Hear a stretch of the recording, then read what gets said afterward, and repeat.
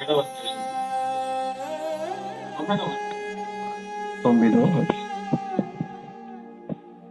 7 9 చదవండి. Revolution 7 7 chapter 7 9 1 త్వరగా. అటు తరువాత నేను చూడగా ఇదిగో ప్రతి జనములో నుండి ప్రతి వంశములో నుండి ప్రజల్లో నుండి ఆయా భాషలు మాట్లాడు వారిలో నుండి వచ్చి ఎవడును లెక్కింపజాలని ఒక గొప్ప జన సమూహము కనబడి. ఇదంతా ఎక్కడుంది? దేవుని సింహాసనము ఎదుట, పరలోకములో దేవుని యొక్క. మత్తయి సువార్తలో దేవుడు అంటాడు, పరలోకం ఎక్కడో లేదు, మీ మధ్యలోనే. పోయిన వారం కూడా చెప్పాను, పరలోకం మన మధ్యలోకి దిగి కూడా వస్తుంది. మనం స్తుతించినప్పుడు ఆ సింహాసనం ఎక్కడ ఉంటుంది? చెప్పండి గట్టిగా, ఎక్కడ ఉంటుంది?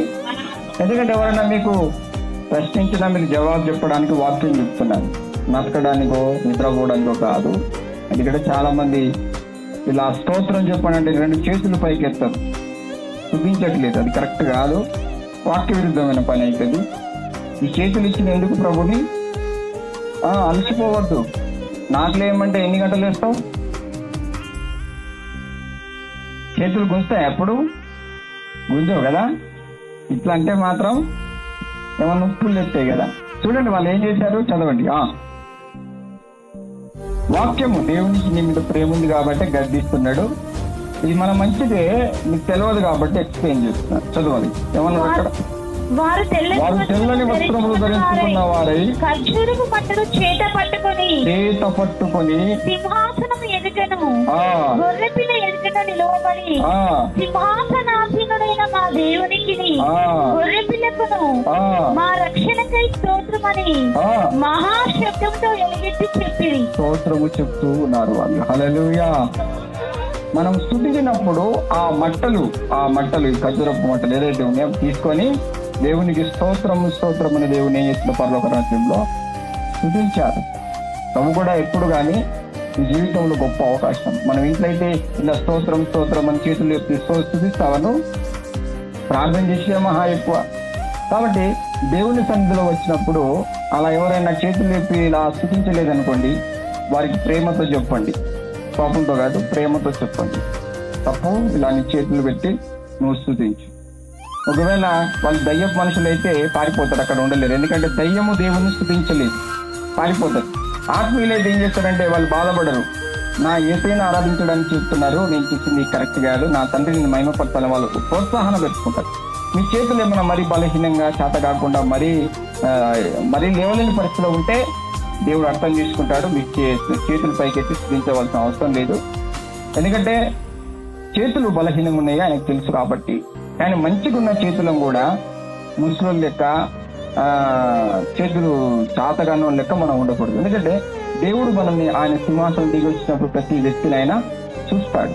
ఆయన మనం స్తుతించే విధానాన్ని గమనిస్తాడు. పరలోకంలో ఏం చేశారు వీళ్ళు? చేతి బట్టలు తీసుకొని సింహాసనాసని దేవునికి స్తోత్రము చెప్పసాగింది. కాబట్టి ఇక్కడ కాదు, అక్కడ కూడా తండ్రి దేవుని సంఘంలో కావచ్చు, కుమారుని సంఘంలో కావచ్చు. కుమారుని సంఘం మధ్య తండ్రి దేవుని సంఘం, పరిశుద్ధాత్మ సంఘం ఎక్కడైనా ఉంటుంది. హల్లెలూయా.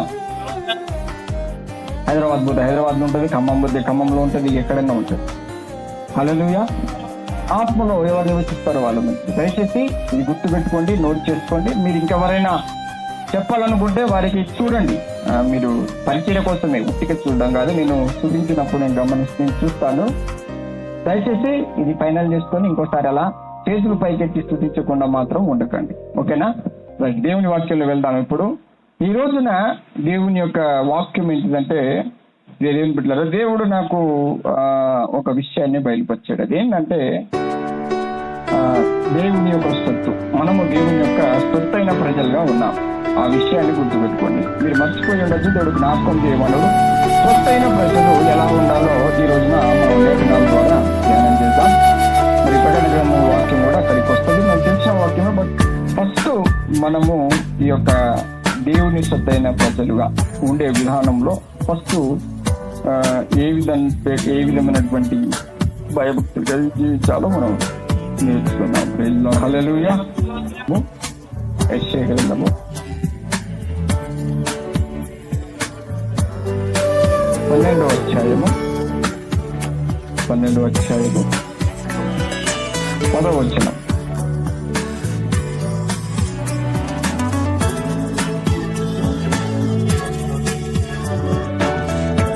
అధ్యాయం 10వ వచనం.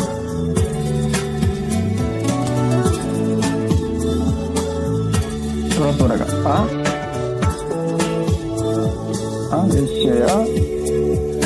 ఇర్మియా 12:10. ఇర్మియా 12:10.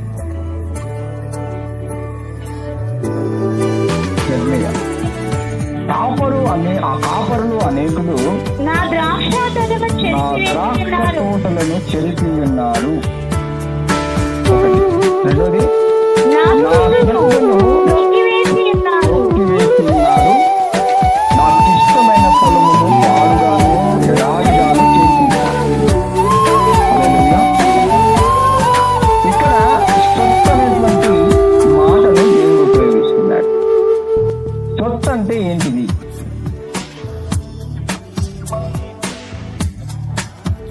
ఇంకా సొత్తు అనే మాటకు ఎక్స్ప్లెయిన్ చేస్తున్నాను. కేవలం నీకు సంబంధించింది మాత్రమే.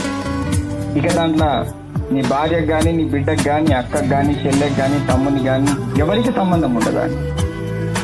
దేవుని సొత్తు అనే మాట చెప్తున్నా.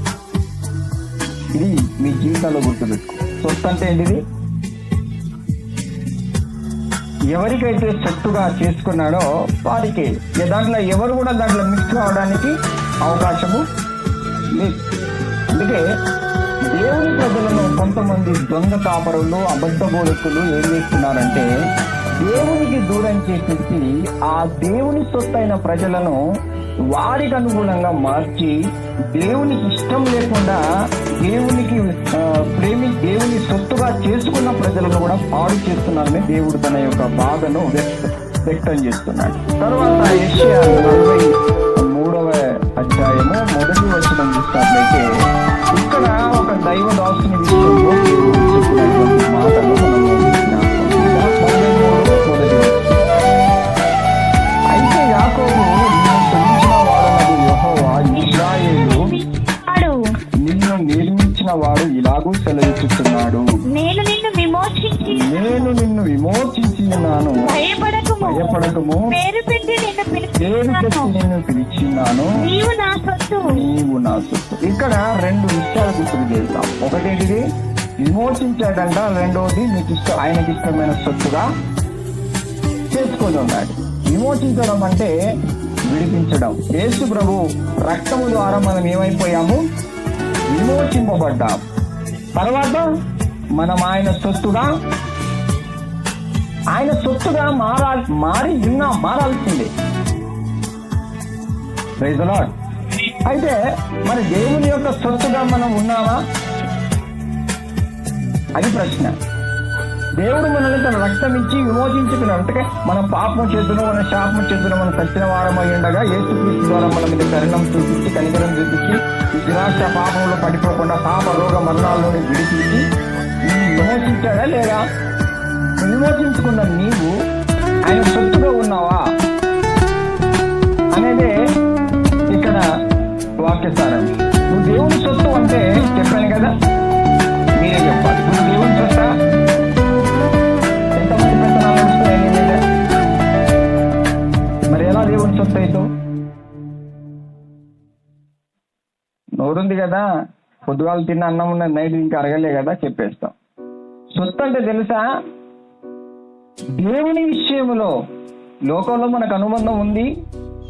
సొత్తుగా ఆయన చేసుకున్నాడంటే దైవ విషయంలో దేవుని సొత్తు అన్నప్పుడు దేవుడు నీ మీద ఎంత అధికారం చలాయించి నా బిడ్డ అని ఆయన ఎప్పుడైతే ముద్ర వేసుకున్నాడో నువ్వు అంత క్లారిటీగా దేవునితో నీ జీవితాన్ని, నీ సహవాసాన్ని, నీ యొక్క ప్రేమను దేవుడి పట్ల వ్యక్తపరుచుకొని దేవుని సొత్తు నేననే. అసలు నీకు తెలుసా ఎంతమంది నీ మీద పెత్తనాలు చెలాయిస్తారు? ఎంతమంది ప్రవర్తనలు, ఎంతమంది మనుషుల యొక్క అధికారము, మనుషుల యొక్క పెత్తనాలు నీ మీద నడుస్తాయి? ఆలోచించి.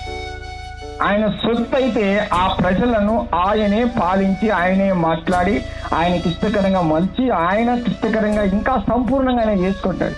అందుకని అన్నాడు, నేను నిన్ను విమోచించున్నాను, నేను నిన్ను నా సొత్తుగా.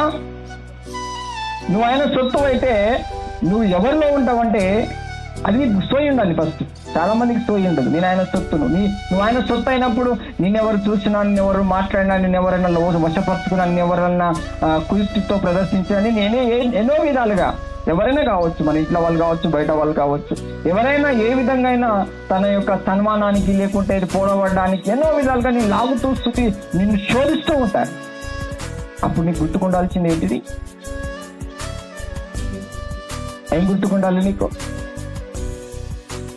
దేవుని సొత్తు అయిన తర్వాత నీ మీద 10 మంది 10 విధాలుగా ప్రయత్నాలు చేస్తూ నీ ద్వారా సన్మానాలు పొందుకోవాలి, నీ ద్వారా పొగడబడాలి, నీ ద్వారా ఎన్నో ట్రిక్కులు ఉపయోగిస్తారు. మీకు తెలియదు. నాకు 2007 సంవత్సరంలో ఈ మాట చెప్పాడు. నాకు 2007లో చెప్పాడు, నీవు నా సొత్తు అన్నాడు. సొత్తు అనేసాడు కాబట్టి ఇక అప్పటి నుంచే నాకు భయం. ఎందుకంటే నన్ను ఆయన సొత్తుగా చేసుకున్నాడు కదా.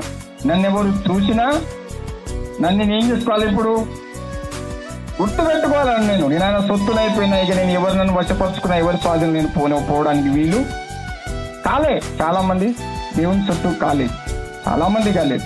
ఎక్కడో ఒకళ్ళు అయ్యి ఉంటారు దేవుని సొత్తుగా. దేవుని సొత్తు అంటే మీకు తెలుసా, ఎంతో మంది ఆ దేవుని సొత్తును దొంగలించడానికి ఇప్పుడు అక్కడ కాపురులు అదే చేశారు. దేవుని సొత్తుగా ఉన్న ప్రజలను లోకములో కలపడానికి, తెరపడానికి, పడగొట్టడానికి ఎన్నో ప్రయత్నాలు దుష్టుడు దాడులు చేస్తూనే ఉంటాడు.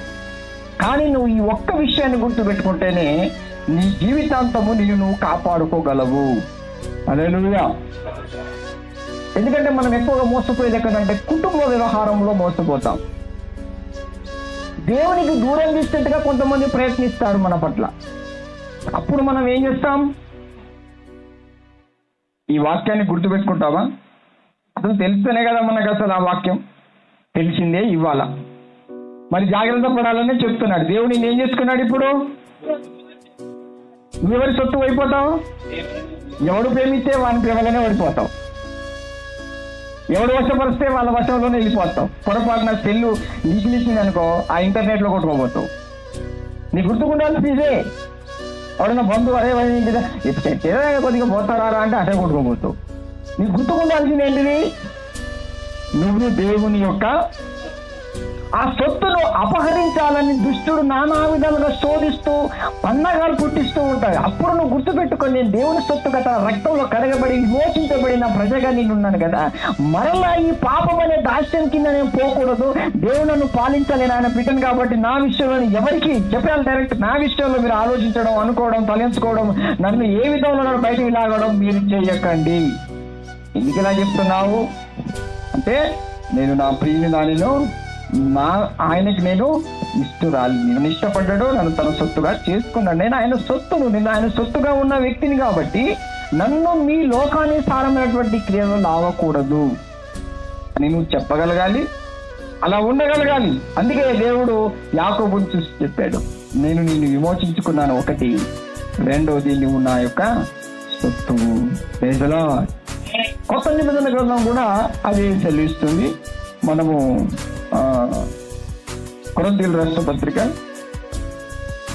6వ అధ్యాయము 2వ కొరింథీయులకు 6:13 మీ దేహము దేవుని వలన అనుగ్రహింపబడి మీలో ఉన్న పరిశుద్ధాత్మకు ఆలయమై ఉన్నదని మీరు ఎరుగరా? మీరు మీ సొత్తు గారు. ఇప్పుడు మీకు ఇంకొక రివర్స్ పంచ్ ఏంటంటే, ఒకటేమో మనం దేవుని సొత్తు, రెండోది కాదు అని అంటావు. అయిపోయిందా? నేను సొత్తు కానప్పుడు నీ పెత్తనాలు ఏంటిది? మరి నీకు ఇష్టం వచ్చినట్టుగా ఎవరికి పడితే వారికి అప్పగించుడు ఏంటి? ఎవరెవరో పెత్తనాలు నువ్వు లోపడిపోవడం ఏంటిది? మనకు అనిపిస్తుంది, ఏందమ్మా ఇలా చేస్తున్నావంట, నా ఇష్టం. What is that talking meaning? దీని అర్థం ఏంటి చెప్పండి కొద్దిగా.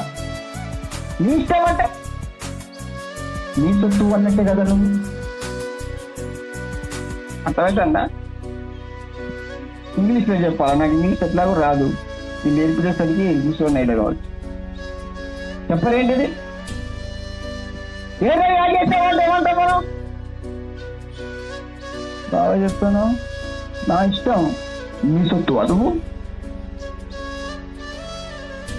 అక్కడే మనం పప్పుల కాలేసి ఇక్కడే చాలా సాతానుగా నీతి క్రియలు ఏంటంటే అన్నింటిలో మనల్ని ఎప్పుడు కూడా ఇచ్చిచేది ఎక్కడంటే, నువ్వు దేవుని సొత్తుకున్నావు, దేవునికి ఏమైనా చెప్తే దేవునికి ఇష్టకరంగా నువ్వు బ్రతకడం నేర్చుకోవాలి, కానీ నా ఇష్టం అనేస్తాం. ఇక్కడేమన్నాడు, మీ పరిశుద్ధాత్మక ఆలయం ఉంది, మీ దేహం, ఆయన నివసించాలి. కాబట్టి నివసిస్తున్న దేవుడు మిమ్మల్ని నడిపిస్తారు. కాబట్టి మీరు మీ సొత్తు కారు. తర్వాత విలువ పెట్టి కొనబడిన వారు కనుక మీ దేహముతో దేవుణ్ణి మహిమపరచండి. నువ్వు చేతులు పైకెత్తకుండా చేతులు కట్టుకొని నువ్వు శుద్ధిస్తే దేవునికి మహిమ వెళ్తుందా? ఎందుకు? ఈ చెయ్యి నీదనుకుంటున్నావు, నీది కాదు, అది ఎవరిది? కాబట్టి దేవుని స్తుతించే చేతికి అది ఉండాలి. ప్రజలా నీ కన్ను నీదనుకుంటున్నావు, అది ఎప్పుడు దేవుని చూడలేదు, మంది వైపు చూడడం తప్ప. ఎందుకు? ఆ కన్ను నీదనుకుంటున్నావు. విలువ పెట్టి. ఈ భయం ఎవరికి ఉంటుందండి? ఎంతమందికి ఉంటుంది భయము? అది ఉంటే పొరపాటున స్త్రీల విషయం కావచ్చు, ఇంటర్నెట్ విషయం కావచ్చు, తాగే విషయం కావచ్చు, తిరిగే విషయం కావచ్చు, అన్యుల సహవాసం కావచ్చు, ఈ లోకంలో నువ్వు ఎక్కడ చేసినా నన్ను ఎప్పుడో ఆయన రక్తం ఇచ్చి కొన్నాడు.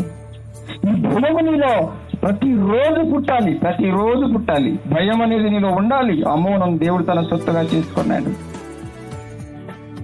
హల్లెలూయా. నువ్వు కొనుక్కున్న భూమి ఉందా? ఆ భూమిలో ఎవడైనా వచ్చి చిన్న గురి చేసుకున్నాడు అనుకో, ఏం చేస్తావు? చెప్పరు? That is my land. Who are you? ఏం చేస్తావు? ఏమంటే ఈ యొక్క గుడిసెను ఇది నాదని గొడవలు చేస్తావు. ఇక నువ్వు ఎలాగైంది నీది? ఎలాగైంది నీ భూమి? అది పైసలు పెట్టి కొనలేదా? కొన్నావా లేదా? కబడ్డీ కొన్నానన్నా. మరి దేవుడు ఏమన్నా చమత్కారంతో జంబూరా అన్నాడా? కాదు కదా. ఏం చేశాడండి ఆయన? విలువే లేని నన్ను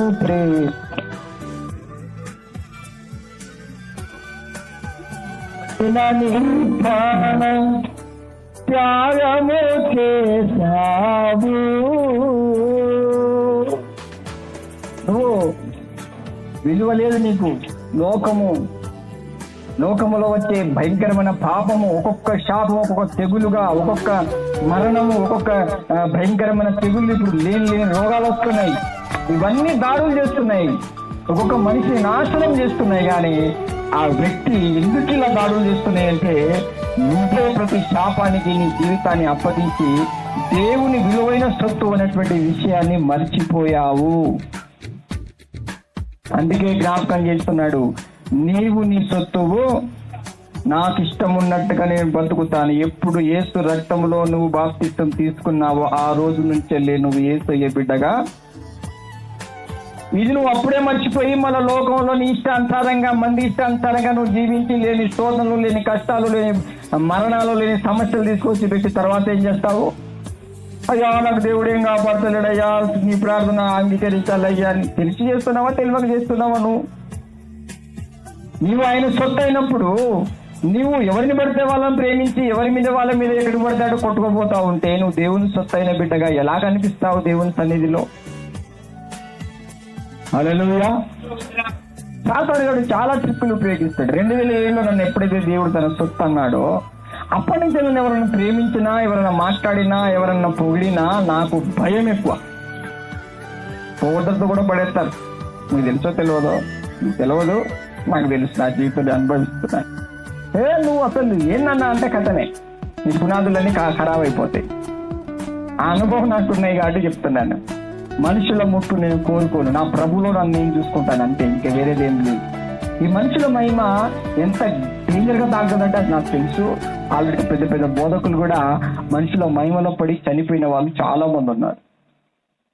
మనుషుల మహిమ, సాతాను మహిమ, దేవుని మహిమ, 3 మహిమలు ఉన్నాయి. ఈ మహిమలో ఒక్కొక్క మహిమకు ఉన్నటువంటి పవర్స్ ఎలా ఉంటాయో టైం వచ్చినప్పుడు మీకు చెప్తాను. విషయం ఏంటంటే ఈ రోజున మట్టిగా ఉన్నావు. ఒకప్పుడు పాపముతో, శాపముతో, రోగంతో నశించిపోతున్న నీ పట్ల ఆయన కనికరం చూపి తన రక్తం ఇచ్చి నిలుపుకొని ఏమన్నాడు ఆయన? నీవు నా సొత్తు అన్నాడు. ఎంతసేపు గుర్తుకుంటుంది మీకు ఇది? చెప్పాలి.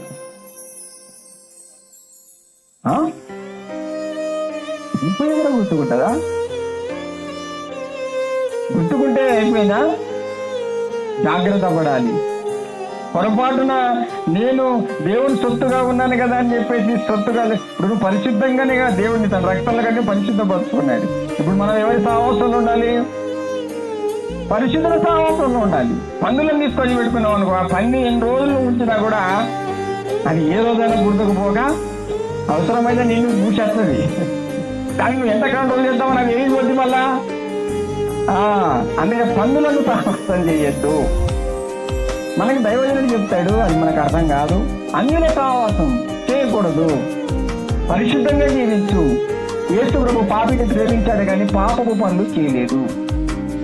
వారు నశిస్తుంటే మనం దేవుని ప్రేమను కనుపరిచి వారు రక్షింపబడడానికి వారి కోసం ప్రార్థన చేస్తామే కానీ వారు చేసే పాపాల్లో మనం పాలు పంపులు పొందకూడదు. పోయిన వారమే చెప్పాను కదా, క్రీస్తుకు నువ్వు బెల్యాలకి ఏం సంబంధం అని. చీకటికి వెలుగుకు పొత్తు లేదు. నువ్వెంత వెలుగుకరంగా మార్చుకోవడానికి కష్టపడిన చీకటి అనేది ఏ రోజున నిర్గుణం అయిపోతుంది. అందుకనే లేఖనాలు చెల్లిస్తుంది, నీవు నీ సొత్తు కాదని ఫస్ట్ డిసైడ్ చేయి. ఏది చెప్పండి అందరూ? నేను నా సొత్తులు కాదు.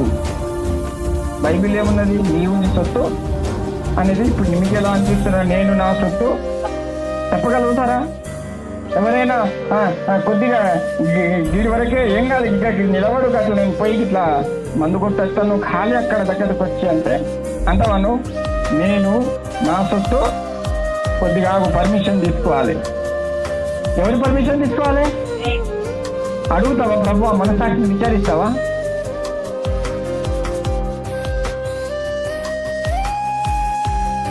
అందించుకొని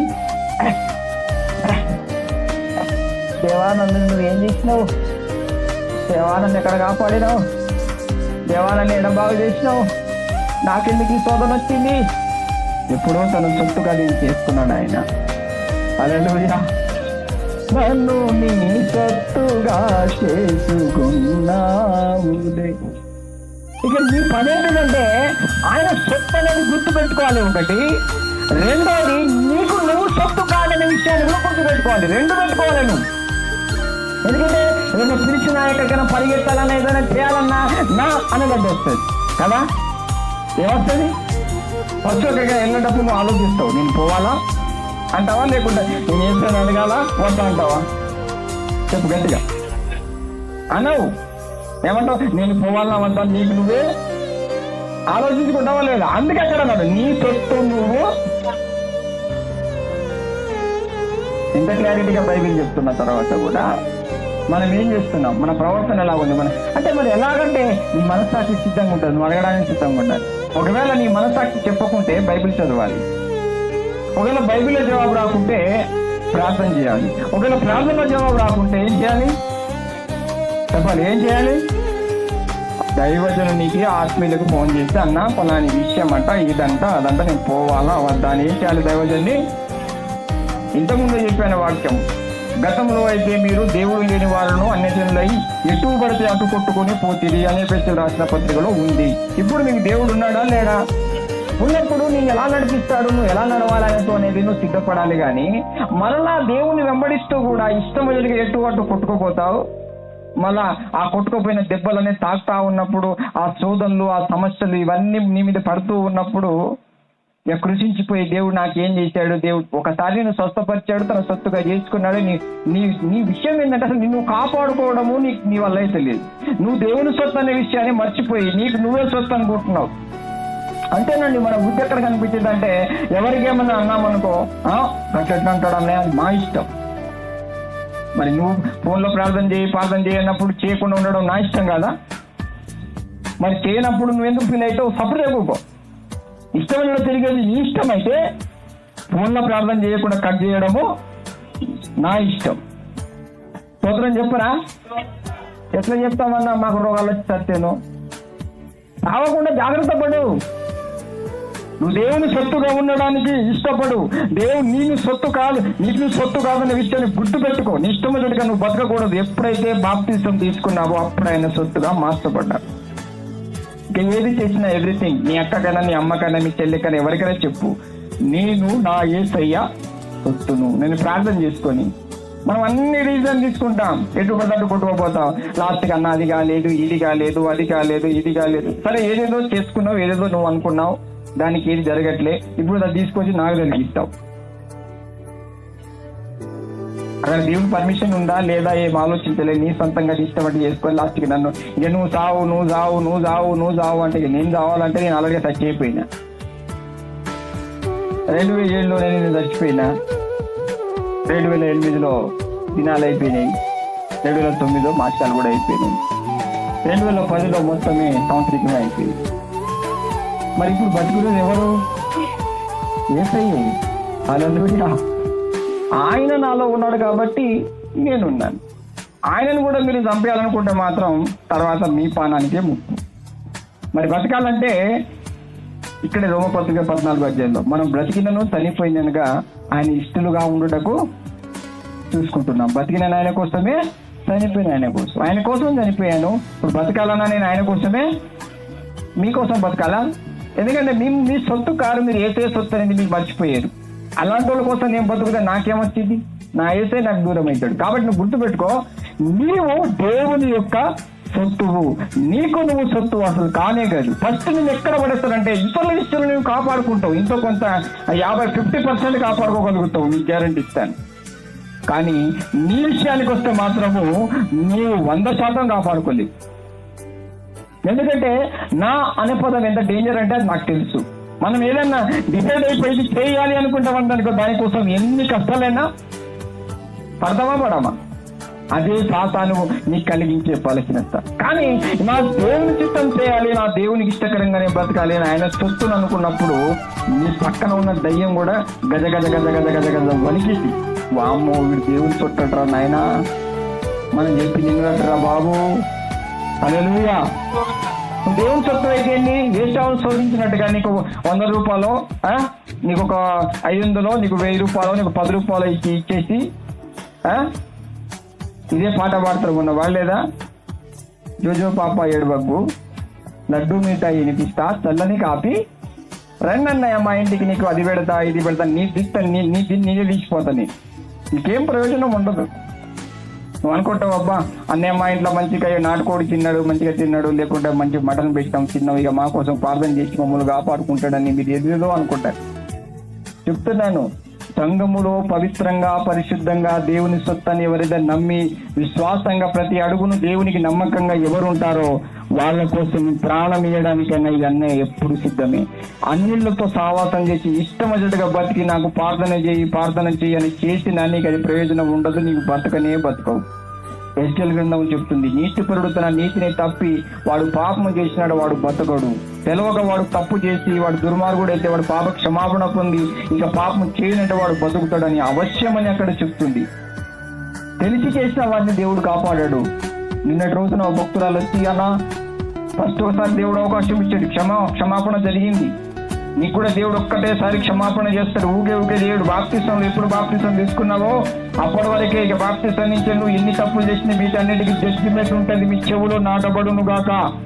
వీటన్నింటికి శిక్షలు ఉంటాయి భూమి మీద, వీటన్నిటికి నువ్వు అనుభవించాల్సిన దానికి క్షమాపణ చేయమంటే దైవజనుడు కాదు కదా, దేవుడితో నీ క్షమాపణ చేయలేదు. మరి ఎలాగంటే నువ్వు దేవుని సొత్తుగా ఉన్నావనే విషయాన్ని గుర్తుపెట్టుకొని జాగ్రత్తగా నీ మాట, నీ చూపు, నీ ఆలోచన నువ్వు ఇంటర్నెట్ స్వాధీనంలో కానీ టీవీ స్వాధీనంలో కానీ అన్ని స్వాధీనంలో వెళ్ళకూడదు. అనేవరైనా పిలితే ఎలా మరి అంటే నువ్వు సొంత నిర్ణయాలు తీసుకోవడం నా ఇష్టం లే అన్నట్టుగా పోతావు. కాదు, నా ఇష్టం కాదు, దేవుని చిత్తం ఏమైంది, వాక్యం ఏమంటుంది, మనస్సాక్షిని విచారించాలి. అలా నువ్వు ప్రవర్తిస్తాడు, నువ్వు ప్రారంభిస్తే దేవుడు నీకు చాలా విధాలుగా నిన్ను ఆదరిస్తాడు. చాలా మంది అందరినీ చెప్పరు చేయరు, ఎక్కడెక్కడో పోతారు, లేని శోధనలు అంటించుకొస్తారు. వాళ్ళకి ప్రార్థన చేయి. నువ్వు దేవుని సొత్తు నేను గుర్తుకున్నా నీకు ఫస్ట్. నువ్వు ఎందుకు అలా ఏంటంటే మా అక్క కదా, మా చెల్లె కదా, మరి వాళ్ళ కోసం నువ్వు ప్రాణం పెట్టడానికి పోయినావు, నువ్వు వాళ్ళ కోసం సత్తే సావు, మరి నన్ను ఎందుకు చంపుతావు అనుకుంటున్నావు? నీకోసం ఎవరు చెప్తాడు? ఇప్పుడు నువ్వు చేసే పనిలో మంచిది చెప్పేటోడు నేను వేస్ట్ కన్నా. యేసుక్రీస్తు నీకోసం ఆల్రెడీగా రక్తం కాచి ప్రాణాన్ని పెట్టాడు. అదే కొత్త నిబంధన గ్రంథం చెప్తుంది. చూడండి తిమోతికి 2:14 చదవండి.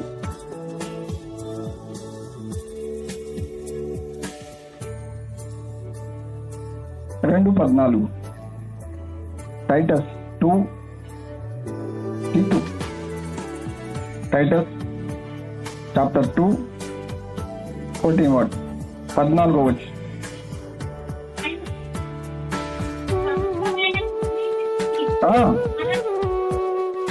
ఏమన్నాడు ఇక్కడ? సమస్త దుర్నీతి నుండి మనల్ని విమోచించి సత్క్రియల యందు ఆసక్తి కలిగి ఉండాలట మనము. సత్క్రియలు అంటే ఏంటిది? మంచి కార్యముల విషయంలో చెడు కార్యాల విషయంలో నేను పిలుస్తున్నారంటే నువ్వు పరిగెత్తుతావు. ఇక్కడ నువ్వు గమనించు, ఎవరైనా పిలిచింది అనుకో, అది మంచా చెడా ఈ విశ్లేషించే జ్ఞానం నీకు లేదా? నువ్వు చిన్న పాపవా? పాలు తాగుతున్నావు నువ్వేమన్నా? చేసేది మంచి చెడా అనేది నీ మనస్సాక్షి ఆల్రెడీ చెప్తుంది. నీకు దేవుడు చెప్తేనే నువ్వు వినాలని అవసరం లేదు. నీ వంతుకు నువ్వు ప్రయాసపడు. నీలో బొచ్చడు దురాశలు పుట్టిస్తాడు దుష్టుడు. ఎలాంటి ఆశలైనా ఇవి దేవునికి ఇష్టం ఉన్నాయా లేదా? ఏషావు ఒక ఆశలు పుట్టించాడు చిక్కుడుకాయ కూర కోసం, ఒక్క కూటి కోసమే. ఏం చేశాడు? తను చేసేట్టు పప్పు మొత్తము నువ్వు కూడా తన సొంతుగా చేసుకొని పరిశుద్ధపరచుకొని ఏ రోగం లేకుండా పరిశుద్ధంగా కాపాడితే నువ్వు పంది సావాసం చేసి దానికి ఉన్న రోగాలని తెచ్చుకుంటావు. పందులతో సహవాసం చేసి వారికి ఉన్న సమస్యలు ఇంట్లో ఉంటుంది. నీకేమో అర్థం కాదన్నా, ఎంత ప్రార్థన చేసినా లేవలేకపోతానన్నా, నా వల్ల అయితే లేదన్నా అంటారు. ఎక్కడ జరిగింది మిస్టేక్ గమనించు. ఈ సహవాసం ఎవరితో? నువ్వు ఎవరితో కలిసి జీవిస్తున్నావు? వారు ఎలాంటి వాళ్ళు పరిశుద్ధంగా జీవించారా? అపవిత్రంగా బతుకుతున్నారా? అపవిత్రంతో నువ్వు సహవాసం చేసుకుంటూ దేవులను బ్రతికించాలంటే బతకలేవు, కొంతకాలమే బతుకుతావు. పరిశుద్ధంగా జీవించే జీవము గొప్పది, అపవిత్రమైన బతుకు కాదు. అందుకని ఏమన్నా సత్క్రియలు చేసేటువంటి ఎవరైతే తన సత్క్రియలను ఆరంభించుకుంటారో, ఎవరైతే యేసుక్రీస్తు లాగానే జీవించడానికి తమ జీవితాలను సమర్పించుకుంటారో, సత్క్రియలు ఆయన సమస్త దుర్నీతి నుండి మనలను విమోచించే సత్క్రియలకు ఎంతో ఆసక్తి గల ప్రజలు తన కోసమే పవిత్రపరచుకొని సొత్తుగా చేసుకొనుటకు తను తాను ఎందుకు మన కోసం ఆయన ప్రాణం పెట్టిందంటే నువ్వు కేవలము దేవుని సొత్తుగా బ్రతకడానికి మాత్రమే. అవ్వా ఇదర్ आओ उधर नको इधर देखो अच्छा बैठो ముసల్దాన్ని అయిపోయినావా ఇప్పుడే? మంచిగా కూర్చో. అట్లనే కూర్చుంటావా కాలేజీలో? నువ్వు అట్లే కూర్చుంటావా? ఇదో భయపెట్టి జీవితం. ఎందుకు ప్రాణం అర్పించాడు మన కోసం ఆయన? దైవజనులు కూడా మన కోసం ఎందుకు కష్టపడుతున్నారు మీకు అర్థం కావట్లేదు. మీరు అనుకుంటారా పైసలు ఇస్తున్నావా అందుకనే చేస్తాను, తర్వాత దగ్గర పైసలు ఉండ పడిచిపోతుంది, తర్వాత నేను రాను. నేను వస్తానన్నా కూడా నాకు కారు రాదు. పోయి అడగండి వస్తావా అంటే సుఖపోయి నీట్లో వస్తా ఉంటుంది. చూడా ఏం పోయాలంటే దాంట్లో అయిపోయడానికి కూడా మీ దగ్గర ఉంటుంది. కాబట్టి నేను రా. డబ్బుతో చూపించే ప్రేమ కాదు, పవిత్రమైన యేసు రక్తంలో కడగబడ్డాము, నా ఆత్మీయ జీవితం కృషించిపోతుంది అన్నది అదే భక్తురాలు. ఆమె ఆత్మీయత కోసం శ్రద్ధ పెట్టలేదు. నా దేవుని సహవాసం అంటే చాలా మందికి నిద్ర పట్టదు, చాలా మందికి తోయి ఉండదండి. డబ్బు సంపాదన ఆస్తి దీంట్లోనే కొట్టుకోపోతారు. కానీ చివరికి ఏ పాపం నాలో నివాసం చేసి ఎక్కడ నేను దేవునికి దూరం అయిపోతాననే భయము కానీ బాధ కానీ ఎవరికి ఉండదు. అలాంటి మూర్ఖుల దగ్గరికి దేవుడు కాదు దైవజనుడు కూడా పంపించాడు. చెప్పినా కదా కొర్నేలు దినదినము ఉదయం అనుదినము దేవుణ్ణి ప్రార్థించాడు కనుక ఆ దైవజుని సైతము దేవుడు అక్కడికి పంపించాడు. నువ్వు దైవ సహవాసం కలిగి ఉంటే నువ్వు చెప్పకుండా దైవజనుడు నీ దగ్గరికి వస్తాడు, నీ పరిస్థితులు చూసి నిన్ను ఆదరిస్తాడు. నువ్వు దేవుని ఆసక్తి కలగకుండా, దేవుడు నా కోసము సత్క్రియల కోసం, నేను దేవుని సొత్తుగా ఉండడం కోసమే ప్రభు ప్రాణం పెట్టాడనే విషయాన్ని నువ్వు మర్చిపోతే నీ ఇంటికి కుక్కలు, పందులు, ఈగలు తప్ప ఇంకా ఏమీ రావు. ఎవరు వస్తారు? కరోనా వచ్చిందంటే ఏమొస్తాయి చెప్పు? కరోనా వచ్చిందంటే ఎవరు వస్తారు? హల్లెలూయా. భయంకరమైన రోగాలు వస్తున్నాయి భూమి మీదకి, ఎవరి వైపు కూడా చూడకుండా ఉండేటువంటి రోగాలు.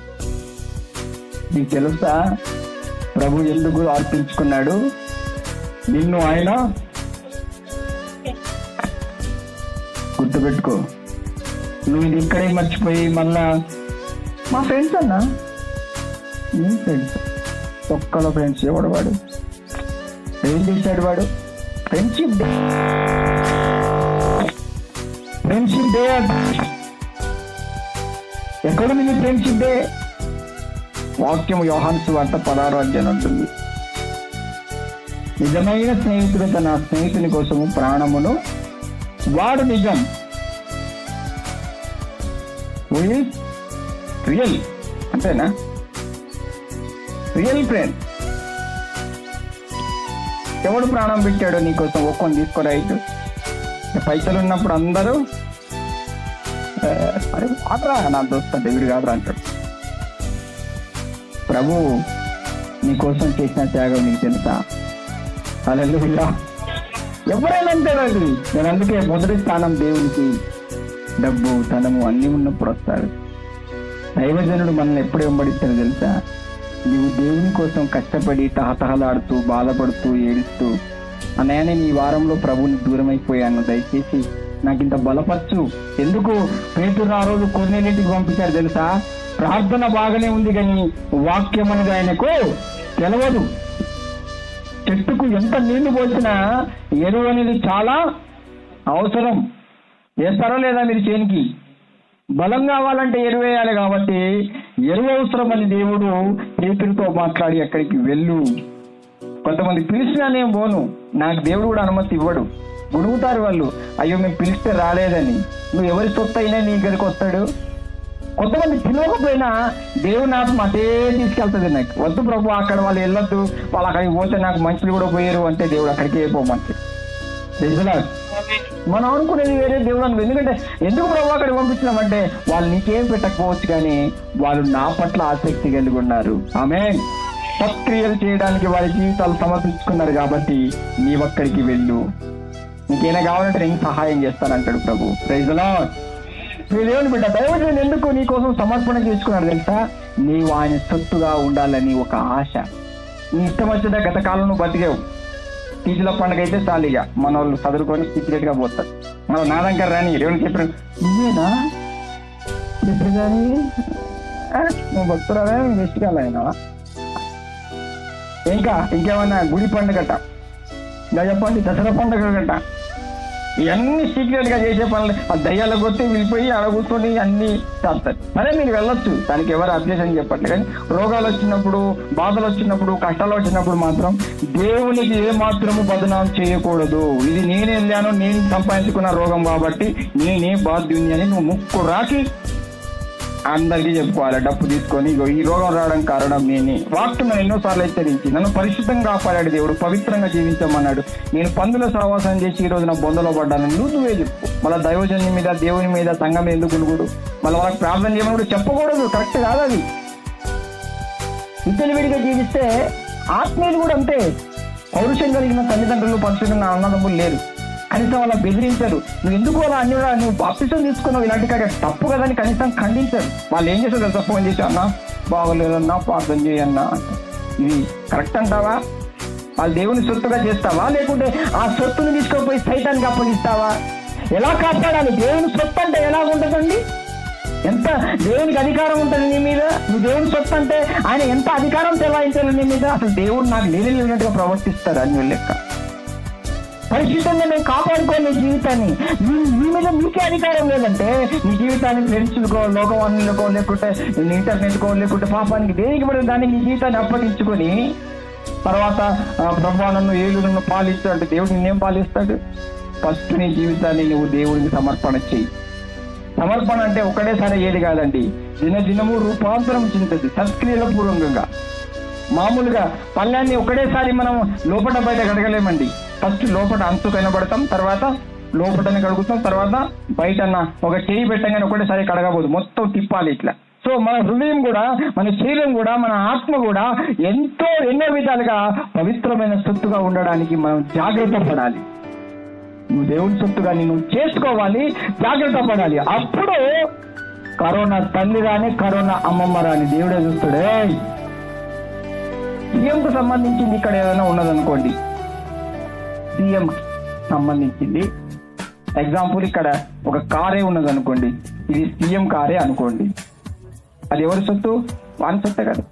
దాన్ని నువ్వు ముట్టుకుంటావా?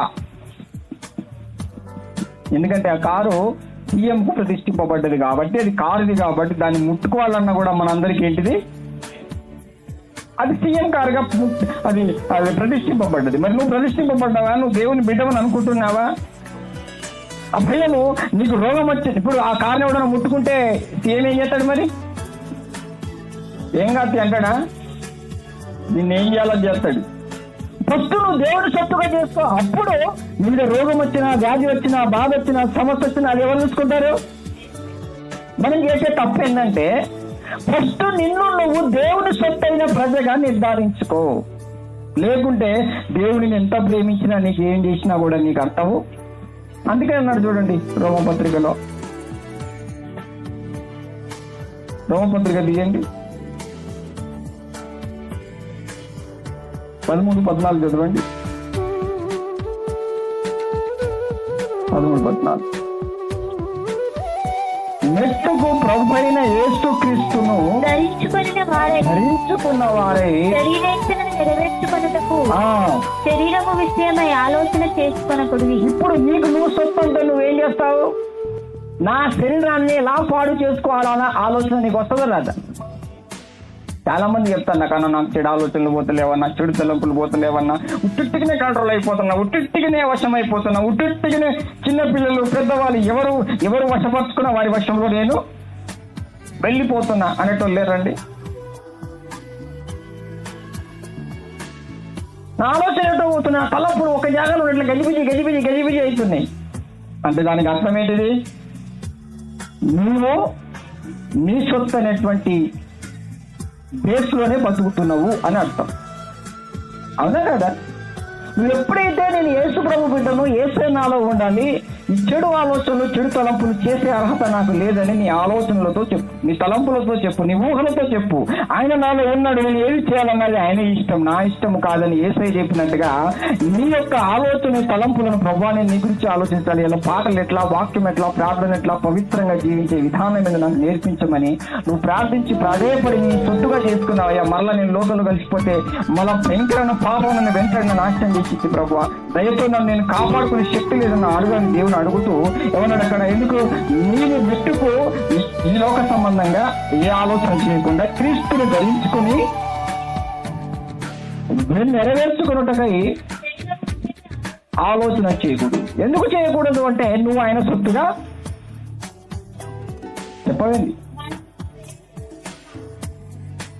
ఇప్పుడు సుప్రీంకోర్టు ఒక తీర్పునిచ్చింది, భార్యాభర్తల జీవితంలో కూడా ఒక తీర్పునిచ్చింది. భార్య కానీ అది బైబిల్ ప్రకారంగా మొన్నగా చెప్పాను నేను, ಮತ್ತೆ కొరింథీయులకు 7వ అధ్యాయం 1 కొరింథీయులకు చెప్పాను కదా, భార్యకే భర్తకు కానీ, భర్తకు భార్యకు కానీ అధికారము పొరపాటున బలవంతంగా లోపరుచుకుంటే అది రేప్ అనేటువంటి, ఇది తప్పేం కాదు, లోకం తెలిసే రేప్ అంటే బలవంతమైన అత్యాచారము. అది చేస్తే వానికి చేయనట, వాడు భర్త కానీ స్త్రీ కానీ పురుషుడు కానీ బలవంతం చేయకూడదట.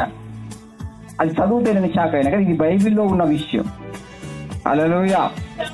అన్ని కట్టుబాట్లు లోకంలోనే ఉన్నాయి, మరి సంఘంలో చెప్పు మనం ఏం చేస్తాం? ఏమండి నేను నీలానేనండి, నువ్వు పెళ్ళు కాచినా, నువ్వు లోకంలో ఉన్నా ఫస్ట్ ప్రార్థన చెయ్యి, ప్రభువా నా భర్తతో లేకుంటే నా కుటుంబముతో, నా సంఘములోని నా ఆస్తులతో సహవాసం చేసేటప్పుడు ప్రతి ప్రక్రియకు నీకు అనుకూలంగా, మరీ ముఖ్యంగా నన్ను నీ సొత్తుగా చేసేటట్టుగా సిద్ధపరచమని నువ్వు రోజు ప్రార్థించాలి. మీరు పవిత్రంగా జీవిస్తున్నప్పుడు నీకు అబ్జెక్షన్, ఆమెకు అబ్జెక్షన్, ఎవరికి అబ్జెక్షన్ ఉండదు. కానీ ఇక్కడ ఎప్పుడైతే అపవిత్రమైన క్రియలు చేస్తారో అప్పుడు మనస్సాక్షి ఒప్పుకోదు. అవునా కదా? నువ్వు ఒప్పుకుంటారా? అరే ఇట్లాంటి నీచమైన పనులు చేశావు, నీతో నేను ఎలా సంసారం చేయాలని చెప్పటం లేరా? అందుకని గమనించండి, మనకు మనస్సాక్షి ఇచ్చాడు దేవుడు. ఇప్పుడు ఈ రోజున నీకు వాక్యం చెప్పేదంటే ఫస్ట్ నీ మీద నీకు అధికారం లేదు కాబట్టి నువ్వు పరిశుద్ధాత్మ దేవుని ధరించుకొని నీ గురించి నువ్వు ఆలోచించడం ఏం చేయాలంట? మానేయ్. నేనేం చేయాలి? దుష్టుడు ఇక్కడే చాలా మంది పడేస్తాడు. నీ ఇష్టం, నేను ఇష్టం వచ్చేట్టుగా బతకచ్చు, నీకు ఏం తక్కువ, నీ ఇష్టం, ఉంటారు నా ఇష్టం అనేస్తారు. కథం అంటే నీకు నువ్వే సొంత అన్నమాట. అది తప్పు. అందుకే పేతురు రాష్ట్ర పత్రికలో చెప్పాడు చూడండి, దేవుడు మనం ఎలా ఏర్పరుస్తున్నాడంట, అసలు ఆయన ప్రజలను ఆయన ఎలా నిర్ధారించుకున్నాడు అన్నది ఇక్కడ ఆశ్చర్యకరమైన తన వెలుగులోనికి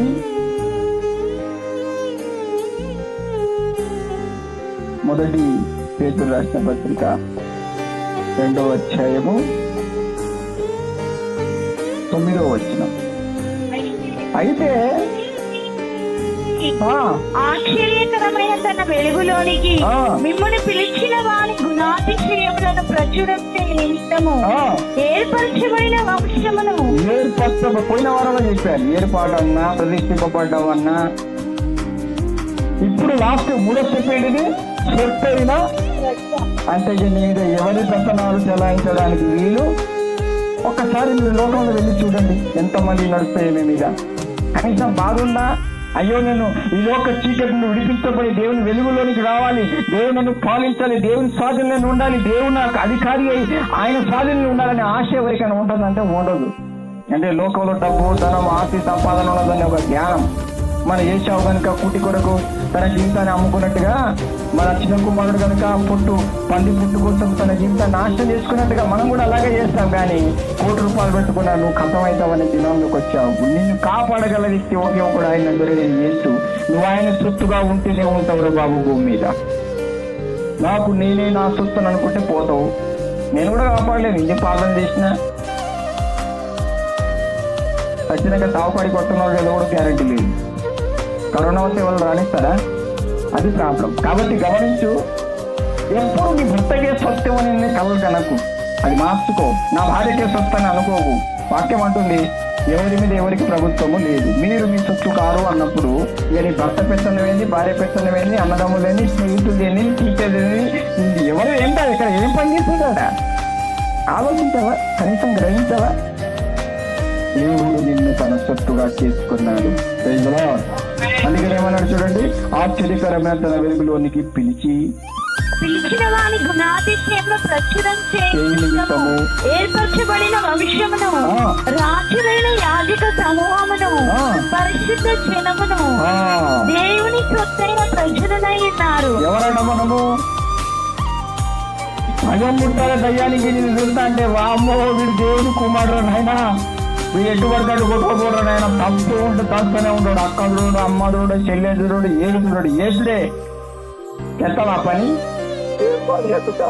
నువ్వు చేసే పొరపాటు దాన్నే తెలియదు. ఏంటి మెల్లగా సీక్రెట్ గా ఫోన్ చేసి అన్న బాగున్నారా అని అడుగుతాం. ఎందుకంటే అన్నయ్య మనం ఏదో మేము చూసినట్టు. అప్పుడు అన్నయ్య ఏమంటాడు, అవునరా బాగానే ఉన్నావు అంటావు. అన్న అంత బాగా పరిచయం ఏమిటి అడగారు ఎవరు చూడండి. బాగున్నారా అంటారు, కానీ సేవ్ ఎట్లుంది, పరిచయం ఎట్లుంది, ఎవరు అడుగుతారా? ఓ భక్తులు ఉంది హైదరాబాద్, ఆమె ఫస్ట్ అంటాడు, అన్న మన సహవాసం ఎలా ఉంది, దేవుడు సంతోషపడుతున్నాడా, పరిచయం మంచిగా నడుస్తుందా? ఒక్కడే ఒక శిష్యుడు ఉంటుంది. మన సంఘం ఎంత ఎవరు అడిగినట్టు తెలియదు, ఒకటే అంటారు ఎన్నో పదం, బాగున్నావా? దాంట్లోనే ఉంటుంది. ప్రేమ బాగుందా, పరిచర్య బాగుందా, దేవుని సహవాసం బాగుందా? ఇది లేదు. బాగున్నావా? నేను బాగున్నావా? నువ్వు బాగున్నావా? నువ్వు కూడా బాగున్నావా? ఏసై దగ్గర ఏసై విషయం మాట్లాడాలి. ఏమైంది నాకు అసలు విషయం చెప్పండి. ఏం లేదన్నా, ఈ పల్లె కొడుకు బుర్రెట్టు వచ్చేదట. మరి ఇక్కడ ప్రార్థన చేస్తామంటే ఎందుకు చేయాలి? చేస్తా. పరిశుద్ధాత్ముడు దేవా ఆయన ముట్టు, స్వస్థపరచు, అది చేయి అని మొత్తం ప్రార్థన చేస్తాను. నువ్వు ఎన్ని చేసినా అది నా సొత్తు అని దయ్యం కిలకిలకిలా నవ్వుతా ఉంటుంది. అది నేను ఇట్లా చెప్పినా ఏంటది, అది నా మాటకే లోపడింది కానీ నీ మాటకు లోపడదు. నువ్వు పంది, అది పంది కాకుండా ఏంటిది? నువ్వు ఏం చేస్తున్నా, నువ్వు దైవజన్ దగ్గర చెప్పు, ఒప్పుకోరా. నీ ఆత్మీయ జీవితం ఎక్కడ కడుబాట్లు వస్తుంది, ఎక్కడ మిస్టేక్ అది ఒప్పట్లేదు. మొత్తం నేను దేవుని దగ్గర ఒప్పేసుకున్నా అన్నది. నువ్వు తెలిసి చేసి దానికి దేవుని దగ్గర ఏం ఒప్పుకుంటున్నావురా, నీకు యుగాలు కాలబెడతాడు నిన్నాడా, తెలియక చేస్తేనే దేవుడి దగ్గర క్షమాపణ పోతుంది, తెలిసి చేసి ఏం ఒప్పుకుంటావురా అంటే లేదన్నా మొత్తం దేవుని దగ్గర. నాకు మస్తు బాధ అనిపించింది, నీ దగ్గర ఏదో ఉన్నదిరా అనుకున్నా. నెక్స్ట్ డే స్టార్ట్ అయింది గొడవ. ఎడికి వచ్చేదంతా మనిషి ప్రాణాల మీదకి అన్న. మరి దేవుడు నీకు క్షమిస్తాడా? ఇప్పుడే వాళ్ళగా ఆపద ముక్కలో భక్తి ఒప్పుకుంటేది పాపం. చాలా మంది తప్పు చేస్తారు, ఒప్పుకుంటారు. ఒప్పుకోవడం అనేది తప్పు, అసలు ఒప్పుకోవడమే కరెక్ట్ కాదు. ఒక్కసారి బాప్తిజం పొందుకొని ఒప్పుకోవడం లేదు. నీకు ఏం చేయాలి మరి? ఎక్కడైతే అన్ని ఒప్పుకున్నావో అది చేయకుండా మానేయడానికి ఉపవాసముని ప్రార్థన చేయి. ఆ పాపం ఏదైతే వెంటాడుతుందో గతంలో అన్ని ఎక్కడెక్కడ ప్రవర్తించిన ఆ ప్రవర్తనలను ఏం చేసుకోవాలి? తీసేసుకోవాలి. మార్చుకోవడానికి కష్టపడి ప్రార్థన చేయి. అలా కష్టపడుతున్నప్పుడు నువ్వు పడిపోతే దైవజనుడు వచ్చి నీకు ప్రార్థన చేస్తాడు, సంఘం నీ కోసం ప్రార్థిస్తాయి. నువ్వు మొత్తం లోకాంతరంగా బతికి ప్రార్థన చేయి అంటే ఏం ప్రార్థన చేస్తా నీ మీద ఆనవు. బుచ్చపిల్లుగా సాంబాయినట్టు అలాగే చచ్చిపోయాడు.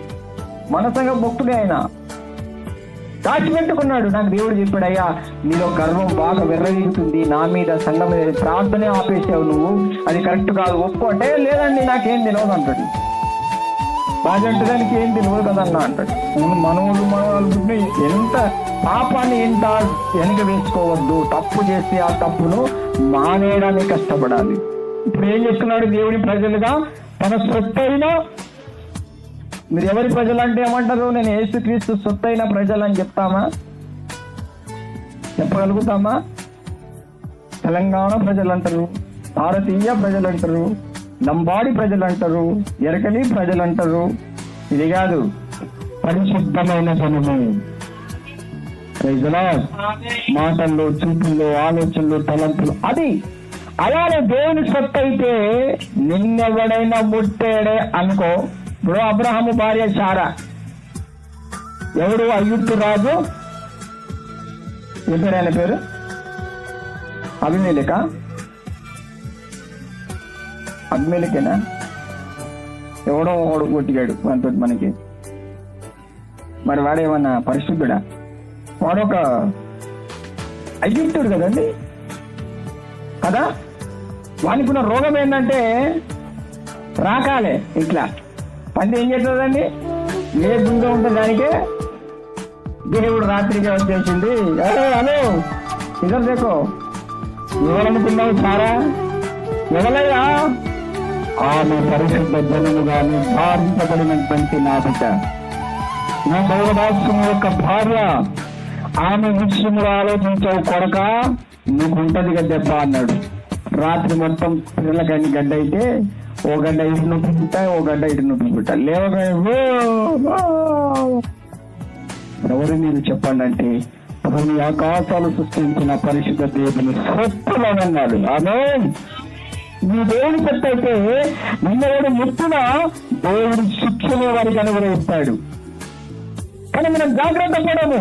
ఎప్పుడైతే నువ్వు దేవుని ప్రజగా ఉండడానికి సిద్ధపడి సొత్తైన ప్రజగా నిలబడతావు, అప్పుడే నిన్నవాడు ముట్టుకున్నా, నేను పట్టుకున్నా, నీ దేవునికి వచ్చిన మొదలు పట్టడు దేవుడిని. అప్పుడే అబ్రాహాం కన్నాడు, అబ్రాహాం ఫస్ట్ నువ్వు ప్రత్యేకించబడు, నీ బంధువుల నుండి, నీ జనాల నుండి, అన్య జాతుల సావాసం నుండి క్లియర్ చేసుకో, పరిశుద్ధంగా బతికి చూడు. నిన్నెవడైనా చెప్పిస్తే వాడిని ఏం చెప్పిస్తా, నీ జోలికి వస్తే వాని సంగతి నేను చూస్తానన్నాడు. ఎందుకయ్యా అంటే నువ్వు నా యొక్క సొత్తు. అసలు నువ్వు దేవుని సొత్తుగా చేసుకున్నావా? ఏం లేదన్నా అంటాం. మళ్ళా ఇంతమంది ఉన్నారండి మనల్ని దేవుని సొత్తుగా చేయకుండా చేయడానికి, దూరం చేయడానికి. వీళ్ళ పట్ల మనం జాగ్రత్త ఉంటామా? ఎవరో ఒకరి ద్వారా ఏదో తెచ్చుకుంటాం, దేవుని దూరం అవుతాం. దేవుడు అంటున్నాడు, నీ ఆత్మీయ జీవితాన్ని కాపాడుకో, బలపరుచుకో. వాక్యము ప్రతిరోజు వాక్యమే. నీకంత బాధ అనిపిస్తే ఒక తావాల్త నీకు ఎవరు ఆదరించడం లేకుంటే, చాలా మంది అంటారు మాకు ఎవరు లేరన్న. పరిశుద్ధాత్మక ఆలయం ఉన్నదంటే ఆయనే నీ దగ్గరకు వస్తున్నాడు. ఆయనతో వేదేళ్ళ పరిమాణమే పరలోకం నుండి నీ హృదయంలోనికి దిగుతుంది. ఎవరు లేరనేది ఎలాగంటావు? నువ్వు దేవుని సొత్తు. చారకు విషయంలో ఆలోచించినందుకే దేవుడు ఏం చేశాడు చెప్పాలి? ఏం చేశాడు? మన విషయంలో ఆలోచించడానికి దేవుడు ఎందుకు పనిష్మెంట్ ఇస్తున్నాడు మరి చెప్తారా? కొద్దిగా అనుబంధాలు పోలే, ఇంకా పోనే. కొద్దిగా వాళ్ళు ప్రేమ మరిచింది అనుకో, మనల్ని దేవుడు ఎంత ప్రేమించినా మన ప్రేమ తగ్గిపోతుంది. అడ్డుపోతావు. నీకు ప్రేమతో నువ్వేం చేస్తావు, తీసుకోవాలి అడ్డుకుమ్మరి ఇస్తావు. ప్రత్యేకతలు ఉన్నాయి ఏమన్నా? చూడండి, యేసు ప్రభు నన్ను ప్రేమించాడు, ఇప్పుడు నేను ఎవరిని ప్రేమిస్తాను చెప్పండి గట్టిగా. నువ్వు యేసయ్య మాత్రమే అంటావా? అబద్ధాలు చెప్పద్దు, ఆడపిల్లలు పుడతారు. హల్లెలూయా. సొత్తు అంటే అదే, నేను నా ప్రభుని ప్రేమించి ఆయన సొత్తైన ప్రజగా నేను బ్రతుకుతానని ఒక్క పని చేయను, అప్పుడు వేస్తాడు. చూడండి, నీ విషయంలో ఎవరైనా మాట్లాడినందుకు అప్పుడు వచ్చింది. మనం అట్లలేదు, లడ్డూ మిఠాయి కావాలా, తెల్లని కాఫీ తాగిస్తానంటే కథ అటే కొట్టుకోపోతారు. ఇక నేను నీ సొత్తునే రా, నీ పైసలు నాకు ఇచ్చేయి, నీ లడ్డు మిఠాయిలు నాకు ఇచ్చేయి, నువ్వు ఎట్లా చెప్తే అట్లనే. హల్లెలూయా. నువ్వు చెప్పినట్టుగా వినడానికి నేను నీ సొత్తును కాదు. అనగలుగుతావా? ఇతరులకు చెప్పలే. ఈ బలహీనత ఏమనకు ఉంటుంది. అబ్రాహాము భయపడ్డాడండి, అబ్మేలకు భయపడి చంపేస్తాడేమో భయపడి దేవుడు ఆయన కొన్నాడు. చెప్పారు త్వరగా అబ్మేలకే రాబోయి. అయితే ఈ వ్యక్తి ఎక్కడ, ఈ ఐగుప్తులకు ఉన్న రోగం ఏంటంటే మొగోళ్ళని చంపేస్తారు, ఆడలను ఉంచుకుంటారు. ఈ లోక అక్కడ ఆచారం అది. ఎందుకంటే చాలా బాగా సౌందర్యవతి, చాలా అందంగా ఉంటుంది కాబట్టి ఎట్లయినా ఇక నా భార్య అని చెప్తే నన్ను లేపేస్తాడు, నా భార్యను తీసేసుకుంటాడు అని భయానికి ఆమె మా చెల్లె అన్నాడు. ఇక సారు ఆలోచించుకోవడం స్టార్ట్ చేశాడు. ఇక రేపు ఎట్లయినా వీళ్ళ భార్య అందంగా ఉన్నది కాబట్టి వీళ్ళ చెల్లె ఇక నాతోనే పెట్టుకోవాలని ఏదో కొద్దిగా మొత్తానికైతే ఆలోచన చేసుకున్నాడు. ఇప్పుడు ఏం వాక్యం చదివా ఇంతకుముందు మనము, ఆలోచన మీరు చేసుకున్నప్పుడు అన్నాడు. ఇప్పుడు వీళ్ళ ఆలోచనలు ఏం లేదు, దేవుడు ఏది చెప్తే అదే, కానీ వాళ్ళ సొంతంగా ఏది జరగట్లేదు. వాళ్ళు కేవలం దేవుడి సొత్తైన ప్రజలు అనుకున్నారు కాబట్టి వాళ్ళని ఎవడన్నా ముట్టాలని చూస్తే ఎవరు చూసుకుంటారు? ఇక సొత్తు అంటే నీకు అర్థమైందా? నీ గురించి నువ్వు ఆలోచించడం, నీ గురించి నువ్వు తలంచుకోవడం కూడా నీకు ఉండదు. ఏది చేయాలన్నా విత్ పర్మిషన్, నీ యొక్క దేవుని పర్మిషన్. Praise the lord. నువ్వు ఒక్క కొడుకుతోనే ఆపేయాలన్నా అది ఆయన చిత్తమే. నువ్వు అసలు పిల్లలే లేకుండా ఉండాలన్నది ఆయన చిత్తమే. నువ్వు పెళ్లి చేసుకోవాలన్నా ఆయన చిత్తం, పెళ్లి చేసుకోకుండా ఆయన పర్మిషన్ నీకు ఉంటేనే నీవు సాగాలి. దాన్నే ఏమంటారండి? ఇక ప్రతి విషయం అలాంటిది. నీ ఉద్యోగం కావచ్చు, నీ సంసారం కావచ్చు, నీకు ఇల్లు కట్టుకోవడం కావచ్చు, నువ్వు బయట ఉద్యోగం పోవడం కావచ్చు, అన్ని విషయాల్లో నీ ఇష్టంగా నువ్వు పరిగెత్తుతున్నంత కాలంలో ఆయన సొత్తుగా కాలేవు. ఎప్పుడైతే ఇవన్నీ పక్కన పడేసి నేను ఎక్కడైనా ఒక ప్లాట్ తీసుకోవాలనుకున్న ప్రభు నేను అక్కడ నీ మహిమకరంగా ఉండగలుగుతానా, నీ భవిష్యత్తు ఏందో నువ్వు చెప్పయ్యా అని నువ్వు ఆయనకు సాగిలపడి నమస్కారం చేసి అడిగితే అప్పుడు ఆయన ఆనందించి, బిడ్డ నువ్వు అక్కడ వెళ్ళు, అబ్రాహాం కదే చెప్పాడు కదా, నువ్వు అక్కడ ఇల్లు కట్టుకో, కానాన్ని నీకు ఇస్తానన్నాడు. అక్కడ వచ్చిన ప్రతి సమస్యలతో అడ్డొచ్చిన ఒక్కొక్కరిని ఎవరు చేశారు చెప్పండి? మన దేవుని పర్మిషన్ తీసుకోం. ఫస్ట్ మన ఇష్టానుసారంగా మనం ప్రవర్తిస్తాం, మన దేవుని సొత్తు అనే విషయం కూడా మర్చిపోతాం. ఇక తర్వాత బాధలు మనకి స్టార్ట్ అవుతా అంటే ఎందుకు ఇలా జరిగిందని మన జీవితం అంతా ఉందా చేసుకుంటాం. దయచేసి విను, నీ వైపు ఎవరు చూసినా, నీతో నవ్వినా, ఎవరు నేను ప్రోత్సాహపరిచినా నీవు భయపడి నేను ఆయన సొత్తును దయచేసి నా జోలికి రాకండి. ఎందుకంటే నేను ఆయన సొత్తుగా ఎప్పుడు తన రక్తంలో కనుక్కున్నాడు అప్పుడు ఆయన ఇష్టం. నా ఇష్టం అనేది ఏం లేదు. నా విషయంలో ఎవరు మాట్లాడు, దేవుడు చూసుకుంటాడు. ఎందుకంటే నేను నిజంగా ఆయన సొత్తుగా ఉన్నానో లేదో నన్ను అబ్జర్వేషన్ లో పెట్టాడు. నీవు ఆయన సొత్తుగా ఉంటే బాధపడతావు, ఏడుస్తావు, ప్రార్థిస్తావు. ప్రభు నా జీవితాన్ని నీకు సమర్పించాను, నా జీవితం నీకోసమే, నీ మాటలు, నీ ఆజ్ఞలు, నీ ఇష్టంలో ఏర్పడం కోసం నా జీవితం సంపూర్ణంగా పంచాను. మరి నా జీవితంలో ఎవరు మాట్లాడిన ఊరుకుంటావా? రాత్రిలో భక్తురాళ్ళు వయ్యాల వారి వయ్య అనుకుంటా చేసి ఎవరైతే నాకు పెంచరుకుంటే నా మాటలు ఘోరంగా ఉంటాయి. ఒకసారి తప్పు చేస్తే ఎవరు క్షమిస్తాడు, కానీ నువ్వు తెలిసి చేసి అది ఏకదారణ కదా. మళ్ళీ అన్న వాళ్ళని నేను వాళ్ళు ఎవరన్నా కొడతారేమో, నువ్వు ఎందుకు భయపడతావు? నువ్వు దేవుని సొత్తుగా ఉంటే నువ్వు జోలికి వచ్చే వానికి దేవుడు పాస్ చేపిస్తాడు అంతే. ఇక్కడ తప్పు ఎక్కడ జరుగుతుందని అర్థమవుతుందా? ఫస్ట్ నువ్వు దేవుని సొత్తు అయిన ప్రజగా బతికే ఉన్నదా? ఉన్నా దేవుని సొత్తు అయిన ప్రజగా టీవీలో పోయి మునుగుతామా అనిపిస్తుంది. హలో నువ్వు దేవుని సొత్తు కాదు, నా సొత్తు అంటే వద్దా చూసుకుందాం దా. ఇట్లనే ఫోన్ అంటే హలో వాట్సాప్ కమాన్ అంటే అక్కడ నువ్వు నా సొత్తే అంట. నన్ను వదిలిపెట్టిపోతుంటే ఎవరైనా సెల్లు ముట్టుకున్నది ఇక్కడ గొడవ కదా. అప్పుడు అన్నాడు మీరు ఏంటి నీ సెల్లు సెట్ అయిపోయినావా నువ్వు అని అడిగింది. వాని పొగలు వెళ్తాయి ఇక తలలోకి వెళ్ళి ఎంత వేయాలవా రాయాలమ్మా ఎంత రాయాలదా ఎంత రాయాలదా సెల్లు వెళ్ళిపో నీ పని ఏం చేస్తారో చూడు వాళ్ళను. నేను నా సెల్లు సొత్తును అంటాడు వాడు. ఎవరి సొత్తు అయి ఉండాలి? ఉంటావా మరి చూద్దాం. ఉంటావా మళ్ళీ ఎవరో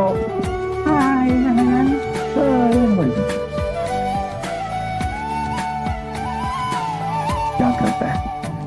ఫైనల్ గా దేవుడు చెప్తున్నాడు పరిశుద్ధమైన జనముగా దేవుడిని ఏర్పరచుకున్నాడు. అపవిత్రులు అన్యులు ఎవరైనా కావచ్చు ఐగుప్త సంబంధాన్ని తీసి నువ్వు నిజంగా దేవుని సొత్తని నువ్వు అనుకుంటే నాకు ఒక బిడ్డ విషయం బయలుపరచు బిడ్డ నా కుమార్తె నేను నా సొత్తుగా చేసుకున్నా అన్నాడు. మరి ఈమెమో మంది సొత్తులో పోతుంది కదా ఎప్పుడు చూసినా మందిలాగానే ఎవరి కంట్రోల్ వాళ్ళ కంట్రోల్ కొట్టుకోబోతుంది. ఏ పిచ్చిదా ఎందుకు ఇలా చేస్తుందంటే ఈరోజు ఇదే వాక్యాన్ని చెప్పు. మనం ఎవరికైనా చేయాలన్నా ఎవరిని ప్రేమించాలన్నా వారి ప్రేమను స్వీకరించాలన్నా అది నో పర్మిషన్. ఎందుకంటే మనం ఆయన సొత్తుగా అయిపోయాం. ఆ సొత్తుగా నువ్వు ఉండడానికి కష్టపడు. అప్పుడు నీ జోలికి వచ్చే వారి సంగతి దేవుడు చూస్తాడు. ఫస్ట్ నువ్వు ప్రూవ్ చేసుకొని నీ సొత్తునే అని చేస్తావా? ఉంటారు అన్న రోగం ఉంటుందండి.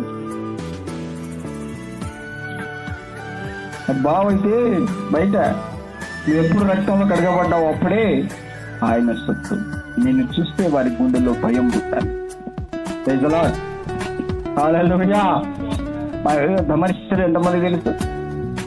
ధమర్శిస్తారు ఆమె లోకాంతరంగా ఎందుకు చెప్తున్నట్టు కాదు.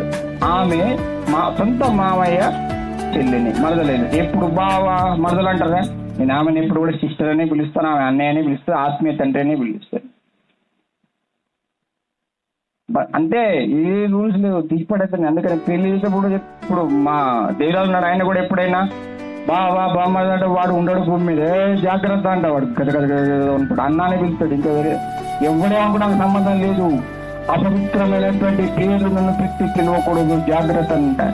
అప్పుడు అంటాడు ఆయన నిజముగా నువ్వు నా శత్రువు కనుకనే ప్రతి విషయంలో జాగ్రత్త పరుచుకుంటున్నావు అంటాడు. ఆమె అప్పుడు ఆయన చెప్పుగానే ఉండడానికి ఇన్ని కష్టాలు పడుతున్నా నువ్వు కూడా అన్ని విషయాలు కష్టపడి ప్రార్థన చేసుకో. తెలియగా వాళ్ళ లోకంలో ఉన్న వాళ్ళని పిలిస్తే నువ్వు పట్టించుకోగలి.